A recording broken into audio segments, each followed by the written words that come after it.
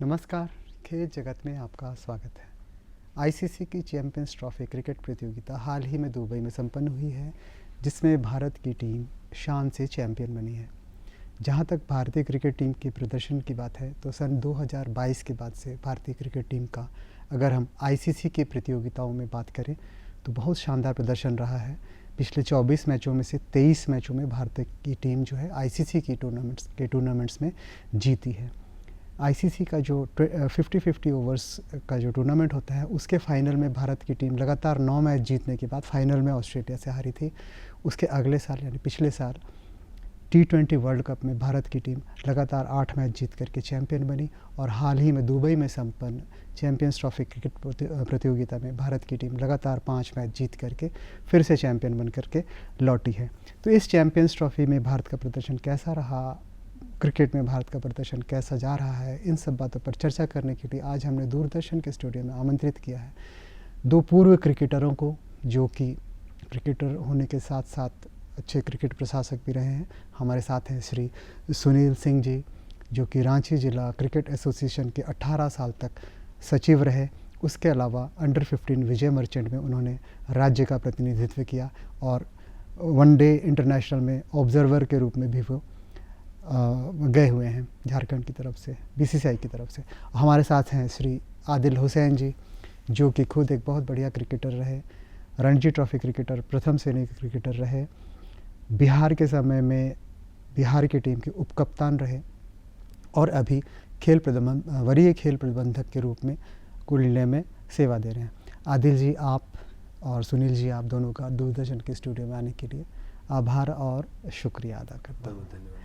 शुरुआत आपसे करना चाहूँगा आदिल जी। लगातार 5 जीत के साथ भारत की टीम दुबई से अभी चैंपियन बन के लौटी है, आपका इस पर क्या कहना है? देखिए, जब चैंपियंस ट्रॉफी शुरू हुई और भारत का प्रदर्शन देखने को मिला तो सबसे अच्छी बात ये थी कि पूरी टीम और पूरे सभी प्लेयर्स परफॉर्म कर रहे थे और कभी ऐसा नहीं लगा कि इस प्रतियोगिता में हम बैटिंग में 1-2 पर या बॉलिंग में 1-2 प्लेयर्स पर डिपेंड कर रहे हैं। तो ये जीत का बहुत बड़ा कारण रहा कि आप अगर बैटिंग में भी देखेंगे तो आप किसी मैच में देखें शुभमन गिल ने बहुत अच्छी बल्लेबाजी की, किसी मैच में देखें श्रेयस अय्यर ने बहुत अच्छी बल्लेबाजी की, विराट कोहली और रोहित शर्मा तो थे ही साथ में। बीच में अक्षर पटेल का बहुत अच्छा यूज़ किया रोहित शर्मा ने, उनको केएल राहुल के पहले भेज करके, और वो बहुत इंपॉर्टेंट पार्टनरशिप में दे रहे थे। और फील्डिंग भी भारतीय टीम की बहुत ज़बरदस्त हो चुकी है। अभी 1 से लेकर 11 प्लेयर जितने हैं सभी अच्छी फील्डिंग करते हैं। और रविंद्र जडेजा, जो कि अभी तो मुझे लगता है कि इंटरनेशनल क्रिकेट में one of the best natural fielder है वो। तो टीम का परफॉर्मेंस देख करके बहुत अच्छा लगा कि हर एक फील्ड में इंडियन टीम सभी टीम से बहुत ऊपर थी और कहीं ऐसा नहीं लग रहा था कि किसी भी टीम से इंडिया कभी हार भी सकती है। हाँ, ये ज़रूर था कि फाइनल मैच जब आया तो न्यूजीलैंड की टीम अगर बहुत अच्छा परफॉर्म कर दी शायद कुछ टक्कर हो जाए। टॉस जीत चुकी थी न्यूजीलैंड की टीम, हो सकता है बड़ा स्कोर खड़ा करती तो वो दिक्कत की बात थी। लेकिन इंडियन टीम का इस प्रतियोगिता में परफॉर्मेंस अगर आप देखें तो हर एक खिलाड़ी ने बहुत ज़बरदस्त परफॉर्म किया और शायद यही वजह थी कि बहुत आसानी से चैंपियंस ट्रॉफी के मतलब हर एक खिलाड़ी में अच्छा प्रदर्शन किया और हर सेक्शन में अच्छा, बैटिंग हो, बॉलिंग हो, फील्डिंग में, हर डिपार्टमेंट में भी अच्छा। सुनील जी, जब चैंपियंस ट्रॉफी शुरू हुई थी तो आपको क्या उम्मीद लग रहा है? ऑस्ट्रेलिया था वहाँ पर, पाकिस्तान भी था, न्यूजीलैंड जो कि फाइनल खेला वो भी था, अपनी टीम भी थी। देखिए, जहाँ तक पहले ऑस्ट्रेलिया की बात की जाए तो 2006 में और 9 में ऑस्ट्रेलिया ने भी चैंपियनशिप विनर ट्रॉफी ली है, चैंपियनशिप जीती है। न्यूजीलैंड की टीम भी एक रनर रही। अभी ये 2025 को लेकर बोले तो 2 रनर और 1 विनर हुई जी। पाकिस्तान भी 2017 में चैंपियन रही है, विनर रही है। इन सब टीमों को देखा जाए और एक अच्छे फॉर्म में टीम खेल रही थी। जो बड़े स्कोर करने के बाद भी हार गई, जो सेमीफाइनल तक गई, वो दक्षिण अफ्रीका थी। लेकिन जहाँ तक आप पूरे टूर्नामेंट में देखेंगे कि मतलब जो सब कॉन्टिनेंट में जो मैचेज होते हैं उसमें पाकिस्तान का परफॉर्मेंस लग रहा था कि अच्छा होगा, क्योंकि उनको अपने ही टीम में खेलना है, अपने दर्शकों के बीच खेलना है, वो एडवांटेज उनको मिलता है। भारत की टीम का एडवांटेज सबसे बड़ा था कि एक ही वेन्यू पे क्रिकेट खेली और उनका प्रैक्टिस और उनका जो मनोबल और जो दर्शक भी होते हैं, खेल भी होता है, पर्टिकुलर डे जो मान लीजिए कि जो खेल में परफॉर्मेंस होते हैं खिलाड़ियों का, उन्होंने लगातार वैसे किया। बल्लेबाजी के क्रम में देखा जाए और गेंदबाजी के क्रम में देखा जाए तो जो टीम अच्छा करेगी ओवरऑल फाइनल का जब हमारे पास रिजल्ट आ गया तो हमको ये देखने को मिल रहा है कि भारत की टीम दोनों क्षेत्र में, और ख़ासकर जब ये चैंपियंस ट्रॉफी शुरू हुआ था उसके पहले चिंता की बात थी कि विराट कोहली और रोहित शर्मा जो हमारे पुराने जो एक्सपीरियंस प्लेयर और दिग्गज खिलाड़ी थे वो फॉर्म में नज़र नहीं आ रहे थे। लेकिन जैसे ही अंतिम मैच जो सीरीज चल रहा था इंग्लैंड का, उसके बाद इन लोगों ने जो रन बनाया और फिर उसके बाद जो टीम गई तो ये फॉर्म में आ गए।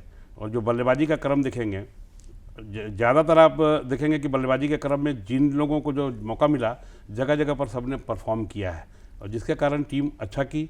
साथ साथ ये पहला एक्सपीरियंस यहाँ पे चैंपियंस ट्रॉफी में देखने को मिला कि ज़्यादातर जो इस सब कॉन्टिनेंट के विकेट्स पे जो स्पिनर्स खिला रहे थे, तो भारत ने भी बाद के मैचेस में, शुरू के तो 2 मैचेस में 3 पेस बॉलर लेकर टीम खेली क्योंकि बुमराह नहीं थे और नी इंजरी से होकर के आए थे आपको ये मोहम्मद शमी, तो लग रहा था कि तेज अटैक में जो कि अर्शदीप को चांस नहीं दे करके हर्षित राणा को खिलाया गया, ये भी एक शुरुआती दौर पे किया है। लेकिन हर्षित राणा भी 2 मैच खेले, 4 विकेट उन्होंने भी लिया। लेकिन जो बाद में जो चेंजेस आया स्पिन के अटैक में, जो वरुण चक्रवर्ती को लाया गया, दोनों टीमें आई तो भारत ओवरऑल जो देखा जाए, और एक मैं कहूँगा ऑस्ट्रेलिया की टीम अच्छी थी लेकिन थोड़े उसके अनुभवी जंपा को छोड़ करके स्पिनर्स उतने अनुभवी नहीं थे, नए नए कोई सांगा कॉलोनियल क्या नाम थे, 2 स्पिनर्स आए थे, नए थे।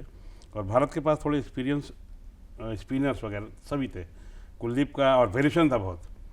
और इकोनॉमी देखेंगे लास्ट ओवरऑल तो स्पिनर्स का अच्छा रहा, सभी बॉलर्स का अच्छा रहा।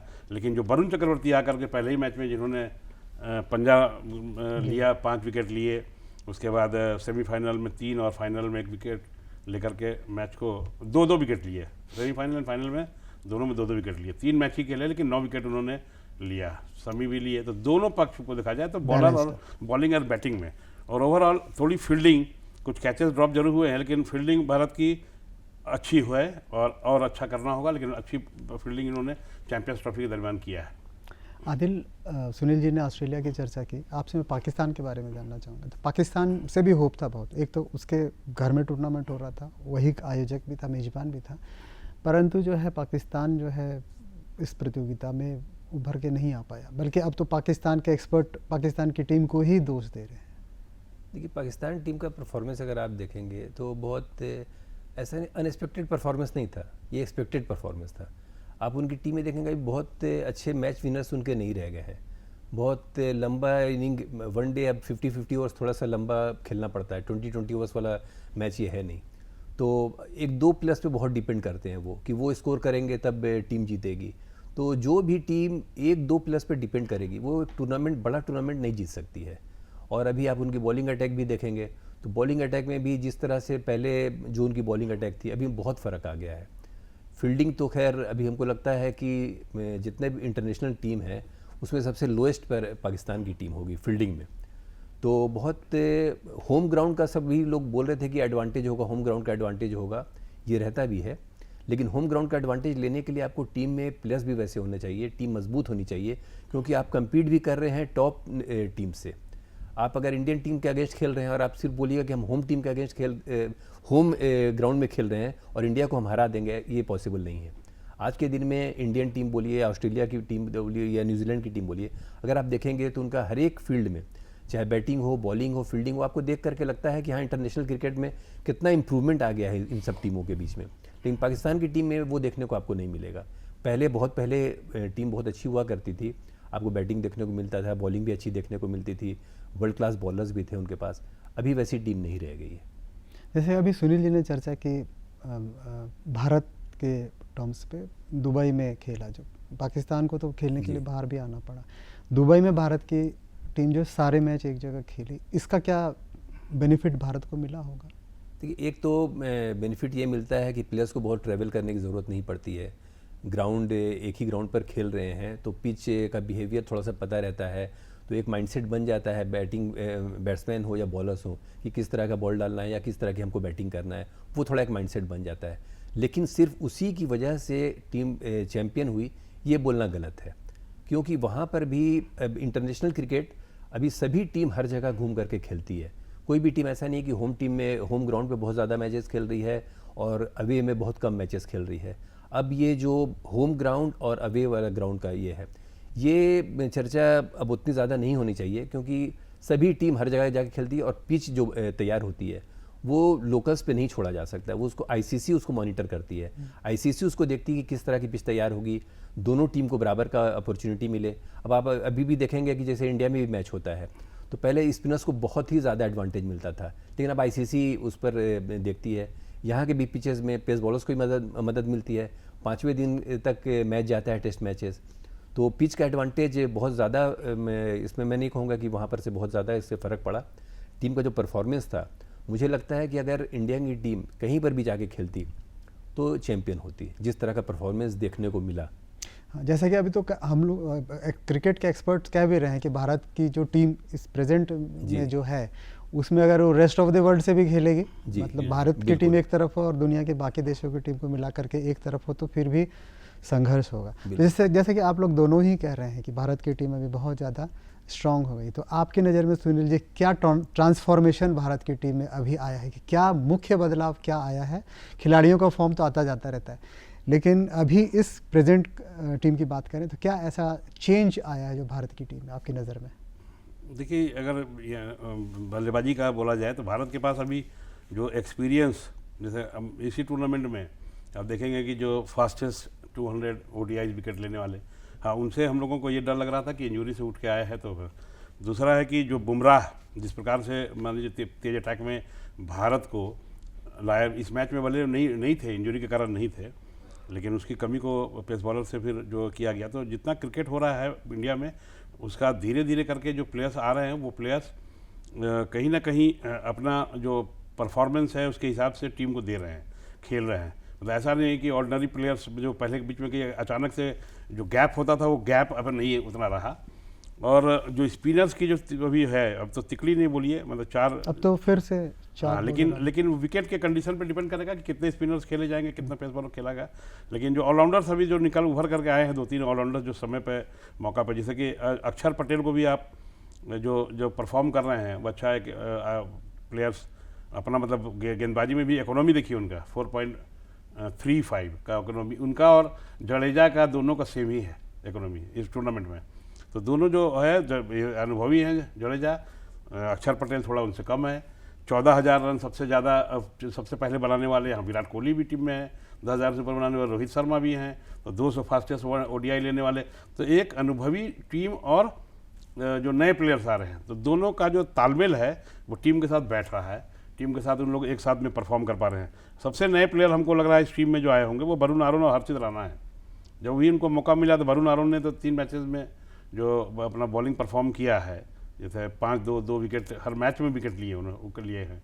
और हर्षित राणा जो नए ऑलराउंडर के रूप में उभर कर आए हैं, अभी नया कुछ मैच खेलने को मिला है, जबकि अर्शदीप सिंह को बिठाना पड़ा टीम में, जो कि उनका परफॉर्मेंस पहले वनडे में या T20 के मैचेस में भी अच्छा ही रहा है, जो कि अभी जो पेस अटैक हमारे पास है।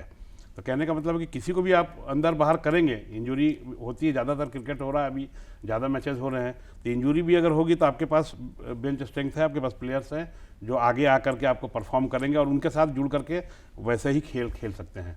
तो ये इंडिया में जो क्रिकेट का जो भी बना है वो पहले से भी बहुत बेहतर है, जो कि किसी भी खिलाड़ी को आप कभी भी अचानक से भी टीम में अगर जोड़ करके लाते हैं तो वो उस पर उम्मीद कर सकते हैं कि परफॉर्म करेगा। और जहाँ तक बात है, अब देखिए KL राहुल की, इतने अच्छे बल्लेबाज होने के बावजूद जो उनको विकेट कीपर के रूप में इस्तेमाल किया गया, तो टीम मैनेजमेंट ने भी जो निर्णय लिया है वो आपके लिए मतलब खरा उतरा है। आप इस टूर्नामेंट में खरे उतरे हैं, जब बैटिंग ऑर्डर उनको कभी आगे कभी पीछे, कभी लेफ्ट हैंड कॉम्बिनेशन से, कभी, और जब पहली बार जब चांस मिला उनको अक्षर पटेल को, तो अच्छा कर गए कुछ, तो हर मैच में कुछ ना कुछ उन्होंने अपना कंट्रीब्यूट किया। जहाँ तक KL राहुल की बात है, मैच फिनिशर के रूप में तो हर मैच में देखा जाए तो लास्ट में वही मैच जिता करके गए और एक बार ही आउट हुए। पूरे टूर्नामेंट में 4 बार बल्लेबाजी का मौका मिला है, 140 का एवरेज हो गया उनका, ये भी एक रिकॉर्ड है चैंपियंस ट्रॉफी का। जी, KL राहुल तो अनसंग वॉरियर जिसको कहें। अनिल जी, सुनील जी ने भी बात की है कि जब वो बोल रहे थे तो बेंच स्ट्रेंथ की बात की है। 27 करोड़ में जो IPL में जाता है, ऋषभ पंत जैसा खिलाड़ी बेंच बाहर है, अर्शदीप सिंह जैसा खिलाड़ी बाहर है।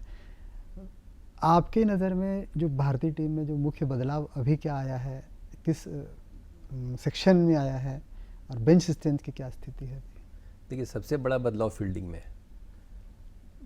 बैटिंग और बॉलिंग अगर आप देखेंगे तो बैटिंग पहले भी अच्छी रही है, फील्डिंग भी अच्छी रही है, मतलब बॉलिंग भी अच्छी रही है। लेकिन आज के दिन में अगर आप फील्डिंग की देखेंगे इंडियन टीम की, तो टॉप टीम्स में है फील्डिंग के में। आप याद करें कि जबकि ये श्रेयस अय्यर ने एक रन आउट किया था, आप अगर याद करें अक्षर पटेल ने जो कैच पकड़ा था पिछले भी टूर्नामेंट में, और इस टूर्नामेंट में भी उन्होंने जो रन आउट किया था पाकिस्तान के ओपनर को, वहाँ से फिर टीम पाकिस्तान की टीम फिर पीछे होती चली गई। तो फील्डिंग में बहुत बड़ा बदलाव आया है। और दूसरी बात है कि जहाँ तक बेंच स्ट्रेंथ का, अब इंटरनेशनल मैचेस बहुत ज़्यादा हो रहे हैं। T20 आने से बहुत से मैचेस बढ़ गए हैं। T20 है, वनडे है, टेस्ट मैचेस है। तो किसी भी नेशनल टीम में नंबर ऑफ़ प्लेयर्स ज़्यादा होना बहुत ज़रूरी है, अदरवाइज़ इंजरी का चांस बहुत ज़्यादा रहता है। तो इसलिए बहुत से प्लेयर्स को मौका भी मिल रहा है इंटरनेशनल क्रिकेट खेलने का, और इससे उनको एक एक्सपोजर मिल जाता है कि इंटरनेशनल क्रिकेट में कैसा परफॉर्म करें डोमेस्टिक क्रिकेट के साथ साथ। IPL आने से क्या हुआ कि IPL के में आप फॉरेन प्लेयर्स के साथ मिल करके खेलते हैं, तो एक वो वहाँ पर भी एक्सपोजर मिलता है। और IPL बहुत लंबा टूर्नामेंट चलता है, और इसमें भी बहुत डिमांडिंग टूर्नामेंट है। वो आपकी बोली लगती है, आपको पैसा मिलता है, वो हाईलाइट होता है, लोगों की नज़र में आता है कि आप इतने करोड़ में बिके हुए हैं। वो प्लेयर्स के ऊपर भी प्रेशर रहता है कि हमारी बोली इतनी लगी है, परफॉर्मेंस लोग उसके बारे में बात करते हैं। तो वो सब प्रेशर को देखते हुए, वो सब प्रेशर को झेलते हुए प्लेयर्स अभी आगे की तरफ आ रहे हैं। और जब नंबर ऑफ़ टूर्नामेंट से ICC का बढ़ते चला जा रहा है, तो इससे बेंच स्ट्रेंथ किसी भी नेशनल टीम में बहुत ज़रूरी है। और इंडियन टीम में ये अच्छा, बहुत सेलेक्टर्स ये बहुत अच्छा काम करते हैं कि जो 2 नेशन सीरीज़ होती है उसमें बहुत से नए प्लेयर्स को मौका देते हैं, और वहाँ से जो प्लेयर्स बहुत अच्छा कर रहे हैं वो टॉप टूर्नामेंट्स में फिर उनका सिलेक्शन हो जाता है। जैसे कि आदिल कह रहे हैं बेंच स्ट्रेंथ की बात इंडियन क्रिकेट में, मैं अब इसमें ऐड करता हूँ भारतीय का जो प्लेइंग 11 8वें नंबर पर जाकर के रविंद्र जडेजा मैच जिताते हैं। रविंद्र जडेजा जैसा बैट्समैन 8 नंबर पर जा रहा है, उसके बाद भी कुलदीप यादव से उम्मीद हमें है। और उसी टीम में 4 स्पिनर खेल रहे हैं, जो हम स्पिन चौकड़ी की बात करते थे, 4 स्पिनर भी उस टीम में है। ये किस तरह का, इसको आप कैसे देखते हैं? भारत की टीम की जो बल्लेबाजी की जो गहराई है उसको आप कैसे आंक रहे हैं? देखिए, ये तो परफॉर्मेंस ही बता रहा है। जो टीम में प्लेयर्स पहले जो परफॉर्म किए हैं और जो चैंपियंस ट्रॉफी में किए हैं, लगभग जो बल्लेबाज 6-5 का कॉम्बिनेशन था, जिसमें 3 आपके ऑलराउंडर थे जी। एक तरह से देखा जाए तो 3 ऑलराउंडर थे और 5 बल्लेबाज थे। तो 5 बल्लेबाजों में सबों का अगर देखा जाएगा परफॉर्मेंस, तो लगभग 1000 रन तो इन लोगों ने इस चैंपियंस ट्रॉफी में बनाए होंगे। और बॉलर्स का भी देखा जाए तो 43 विकेट्स इन बॉलर्स ने लिए हैं। लेकिन जो कॉम्बिनेशन थी टीम की, पहले 2 मैचेस खेले गए बांग्लादेश और जो सेकंड मैच था पाकिस्तान से। तो चूँकि इस सब कॉन्टिनेंट में पाकिस्तान और बांग्लादेश की टीम भी उसी प्रकार का क्रिकेट खेलती है जो इंडिया का है, लेकिन इंडिया थोड़ा ज़्यादा क्रिकेट खेल रहा है, इन लोगों से ज़्यादा इंफ्रास्ट्रक्चर या क्रिकेट या प्लेयर्स ज़्यादा है।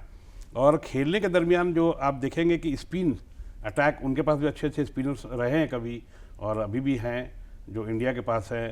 बांग्लादेश तो थोड़ी नई टीम है, लेकिन बीच बीच में अच्छा की है, कभी परफॉर्म भी की है। लेकिन आप देखेंगे कि फील्डिंग का, जहाँ तक अभी आदिल ने कहा कि फील्डिंग का रहता है, तो इंडिया का भी जो फाइनल मैच था वो एक कैच से कितना मैच में अंतर दिखा। जबकि पहला जो शुरुआती मैच का जो पावर प्ले का जो था, और जिस प्रकार से रोहित शर्मा इस टूर्नामेंट में खेल रहे थे, तो लग ही नहीं रहा था कि ये मैच मतलब कि फाइनल है, लग रहा एक तरफा मैच जाएगा। लेकिन शुभमन गिल का जो एक कैच पकड़ा फिलिप्स ने जो पकड़ा, और उसके बाद तुरंत फिर विराट कोहली आउट हुए। तो फील्डिंग तो एक मायने जो छोटे फॉर्मेट का जो क्रिकेट होता है उसमें तो रखता है। मतलब जो अच्छा फील्डिंग करेगा वो मैच को पलट भी सकता है। तो थोड़ा सा जो हम लोग को प्रेशर आया था, वो प्रेशर आया था उनके एक कैच लेने से। और इंडिया की तरफ से भी जो हम लोग परफॉर्म अभी अच्छा कर रहे हैं, उसमें नो डाउट फील्डिंग भी बहुत की भी तारीफ होनी चाहिए। लेकिन अभी जो आप इसमें कह रहे हैं कि जो प्लेयर्स में 4 स्पिन को लेकर के हर जगह खेलना शायद संभव नहीं हो। विकेट के अनुसार पहले तो 3 सीमर्स 2 मैच में खिलाए गए, तो वो और 2 उसके बाद फिर 4 स्पिनर्स खिलाए गए। तो विकेट के कंडीशन को देख करके मैनेजमेंट ने जो तय किया होगा, टीम मैनेजमेंट ने, कि यहाँ पर जो स्लो विकेट खेल रहा है और चेज करना बड़ा मुश्किल था। लेकिन भारत की तारीफ करनी चाहिए होगी बल्लेबाजी की, कि दोनों मैच जो बाद में खेले गए थे, जो भारत ने जो चेज किया, क्योंकि फाइनल में टॉस जीता था न्यूजीलैंड और बैटिंग लिया था, लेकिन फिर भी भारत ने जो चेज किया वो उस विकेट के हिसाब से बहुत अच्छी बल्लेबाजी कही जाएगी। और उसके पहले भी जो चेज करके जो मैच जीते गए हैं वहाँ 250 रन चेज करना भी उस विकेट पे थोड़ा सा मुश्किल लग रहा था। आप लोग दोनों की बात से एक रोचक बात सामने आ रही है, रोचक आंकड़ा सामने आ रहा है, मैं बताना चाहूँगा। 11 प्लेयर भारत की टीम के हैं, उसमें 8 बैट्समैन हैं, उसमें 3 ऑलराउंडर हैं, उसमें 4 स्पिनर भी हैं, 2 फास्ट बॉलर भी हैं। तो इससे बेहतर कॉम्बिनेशन फिलहाल दुनिया में किसी भी टीम में देखेंगे तो कहाँ पर निकल करके आएगा। और भारत की टीम ने वहाँ पर सब टीम को बॉल आउट भी किया वहाँ पर जाकर के, और खुद भी आउट रही हुई है। सचमुच में बहुत अच्छे दौर पे भारत की जो टीम है। लेकिन फिर भी आदिल जी, आपसे जानना चाहूँगा कि जो जिसमें विराट कोहली आउट हुए थे फाइनल मैच में, 1 रन पर पगबाधा आउट हुए थे, उसके बाद आपको ऐसा लगा था या आपको ऐसा था कि नहीं अभी बहुत लंबा बैटिंग लाइन है? नहीं, देखिए, विराट कोहली के आउट होने पर एक तो जब हम मैच देख रहे थे, जब लंबी पार्टनरशिप हुई, तो एक डर था कि जो सेकंड विकेट जब आता है ना एक लंबी पार्टनरशिप के बाद, तो हमें बहुत बार आप क्रिकेट में देखिएगा कि एक लंबी पार्टनरशिप के बाद जब बैट्समैन आता है वो जल्दी आउट हो जाता है। ये बहुत बार होता है। तो ये मन में डर था कि विराट कहीं जल्दी आउट ना हो जाए, और वैसा हुआ। लेकिन जहाँ तक जीत और हार की बात है, न्यूजीलैंड का स्कोर इतना बड़ा नहीं था कि वहाँ पर से वो वापस आ पाते टीम में, अनटिल अनलेस कि अगर इंडियन टीम की बैटिंग पूरी तरह से कोलैप्स हो जाती, जो कि चांसेस बहुत कम था। जो जिस तरह का विकेट था, जिस तरह की हम लोगों की बैटिंग पूरे टूर्नामेंट में हो रही थी, वो चांसेस बहुत कम था कि वहाँ से कोलैप्स होकर के टीम हार सकती थी। श्रेयस अय्यर बचे हुए थे, केएल राहुल बचे हुए थे, और अक्षर पटेल अच्छी बैटिंग कर रहे थे। रविंद्र जडेजा के बारे में आपने बात की। रविंद्र जडेजा तो किस मैच में बैटिंग से जिता देंगे, किस मैच में फील्डिंग से जिता देंगे, किस मैच में अपनी बॉलिंग से जिता देंगे, उनसे अच्छा प्लेयर मतलब लिमिटेड ओवर क्रिकेट में कोई नहीं है। एक उनके पीछे चल रहे हैं अक्षर पटेल, लगभग अक्षर पटेल, आप सही बोले, अक्षर पटेल भी उनके साथ साथ चल रहे हैं। अक्षर पटेल को बैटिंग में थोड़ा सा और इम्प्रूवमेंट लाना होगा अपना रविंद्र जडेजा के बराबरी करने के लिए। बॉलिंग में वो बहुत अच्छा कर रहे हैं, फील्डिंग बहुत अच्छी कर रहे हैं अक्षर पटेल। जो जैसा मैंने पहले ही बताया आपको कि एक कैच उन्होंने पकड़ा था पाकिस्तान का, अगेंस्ट उन्होंने रन आउट किया, वहाँ से मैच टर्न कर दिया, वो सब चीज़ों में है। लेकिन बैटिंग में रविंद्र जडेजा जैसा अभी ऑलराउंडर में बैटिंग करना थोड़ा सा उनके लिए, उनको समय चाहिए उसके लिए। जैसे आदिल जी ने भी बताया, ऑलराउंडर के बारे में बताया, खिलाड़ियों के बारे में बताया। पिछले 2 साल में अगर हम लोग देखते हैं, पिछले 22 के बाद से देखते हैं, Rohit Sharma as an opener, अभी आदिल ने अच्छी पार्टनरशिप का जिक्र भी किया, फर्स्ट विकेट, जिसके बाद हालांकि आउट हो गए पहले कोहली, जल्दी आउट हो गए। लेकिन जब से रोहित शर्मा बैटिंग कर रहे हैं, जब खेल रहे हैं, तो भारत की जो टीम है पहले 10 ओवर में 6 के एवरेज पे, कम से कम एवरेज, अगर ऐसे तो ज़्यादा है, लेकिन दुनिया में कोई भी टीम ऐसी नहीं है कि जो शुरुआत के ओवर में जो है उतना तेज पर आती है। इसका क्या बेनिफिट मिलता है? हम लोग जयसूर्या की बात को याद, समय को याद अगर करें, ग्रेट बैच की बात को याद करें, ये इवन क्या आपको वेस्ट इंडीज के इसको गेल की बात, जी बिल्कुल, वीरेंद्र सहवाग थे। हाँ, तो क्या आपको ऐसा लगता है कि सहवाग के पीछे पीछे रोहित शर्मा है? दोनों, मतलब हम लोग उसको क्रिकेट की भाषा में जैसे बोला जाता है, तो वही सूता खोलने वाले बल्लेबाज कह सकते हैं कि जब शुरुआती दौर पर जब नई गेंद उनके सामने पड़ती है और बैट के बीचों बीच जब बॉल और बैट का कनेक्शन होता है उनके हाथ से, तो लगता है कि जैसे कि बॉल को, मतलब कि पूरी सूता को उखाड़ के ही मारेंगे। ऐसा स्ट्रोक, मतलब कि जब उनका चलता है तो ऐसा खेलते हैं। जैसे वीरेंद्र सहवाग ने का जो आप इनिंग देखे होंगे, और रोहित शर्मा भी बहुत अर्ली बॉल को पिक करते हैं, और नई गेंदों पे थोड़ा सा फील्ड रिस्ट्रिक्शन और जो पावर प्ले का रहता है उसका फ़ायदा ये लोग उठाते थे, और इन लोगों से आगे आने वाले बल्लेबाजों को फ़ायदा होता था।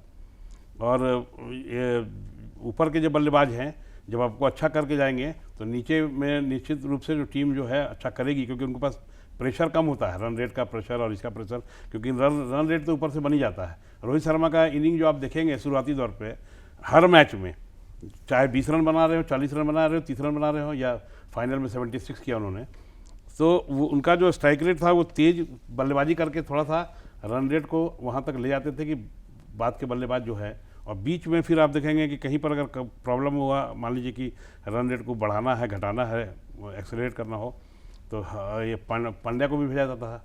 हरेन जो पांड्या आकर के कभी कभी 2-3 छक्के लगा करके मैच में स्कोर को करीब ले गए। तो ऐसे कॉम्बिनेशन की टीमों को लेकर के जब उनको मौका दिया गया तो उन्होंने ऐसा किया।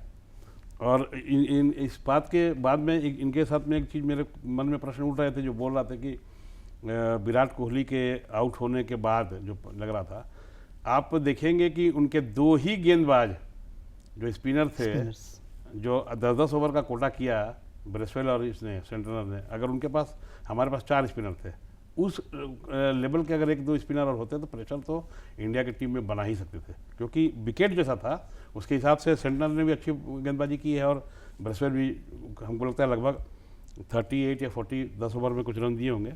और उस समय जब तक वो लोग गेंदबाजी कर रहे थे तो थोड़ा प्रेशर तो इंडिया टीम में था। प्रेशर रहा होगा, लेकिन बैटिंग लाइनअप इतनी लंबी थी, जैसे हाँ। आदिल ने भी जिक्र किया कि हम लोग तो 8 नंबर तक तो खेला, मतलब उसके बाद भी अगर कुछ ऐसा होता तो उसके बाद पीछे भी 1-2 बल्लेबाज, तो कुलदीप यादव खेल भी चुके हैं पहले। तो कुल मिलाकर हम देखते हैं कि भारत की जो टीम है, आईसीसी की टूर्नामेंट्स की बात करें या फिर दूसरे मैचों की बात करें, बिल्कुल एक ट्रांसफॉर्म्ड फेज़ में है। जैसा कि मैंने अभी भी इनकी बातों से नोटिस करके कहा कि इतने सारे ऑलराउंडर उस टीम में हैं, इतने सारे बॉलर हैं, 8-8 9-9 बल्लेबाज हैं। तो हम उम्मीद करते हैं कि भारत की टीम का जो फॉर्म है आगे भी बरकरार रहे और सारे टूर्नामेंट भी भारत की टीम जीते। आदिल जी, आप, सुनील जी, आप स्टूडियो में आए, अपना महत्वपूर्ण समय निकाल कर और अपना एक आउटलुक दिया, अपना जो विशेषज्ञ के तौर पे आप लोग जो क्रिकेटर हैं उसके तौर पर आकलन आपने बताया। आप दोनों का दूरदर्शन के स्टूडियो में आने के लिए बहुत बहुत आभार प्रकट करता हूँ, धन्यवाद करता हूँ, शुक्रिया आपका।